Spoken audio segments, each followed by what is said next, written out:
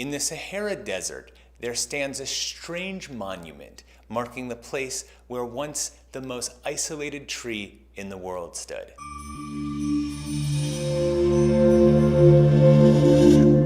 The Ténéré wastelands were once populated by a rich forest of acacia trees.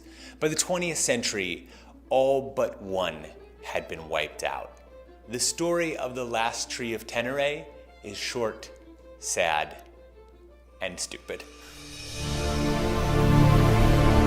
This tree had roots that ran 40 feet deep and was surrounded on all sides by 400 kilometers of nothing but sand. When a British officer came upon it in 1939, he exclaimed, "You have to see this tree to believe it." He didn't understand why camels hadn't come and eaten its leaves, why the locals hadn't chopped it down and used it for firewood. He said this tree was a kind of miracle and must also be sacred to the people who lived there, and it was. It marked a place on caravan routes and was treated as a sacred symbol of life in the desert. But it didn't stand the rest of the 20th century quite as well. And in 1973, a drunk Libyan truck driver ran headfirst into the tree, despite having 400 kilometers on either side to go around it. Nonetheless, into the tree he went, broke it clean off, and in that instant, the last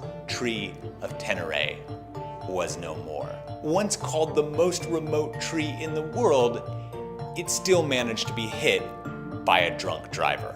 So, in its place, today, there is a kind of weird metal fake tree used to mark the spot and honor its existence. But it is a poor replacement for this tiny, beautiful sliver of life that once flourished in the otherwise empty desert.